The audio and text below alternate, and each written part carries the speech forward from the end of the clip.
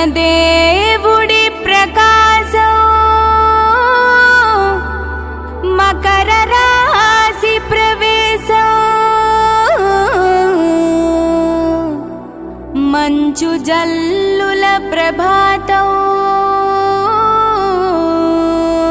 భోగి మంటల ప్రబోధం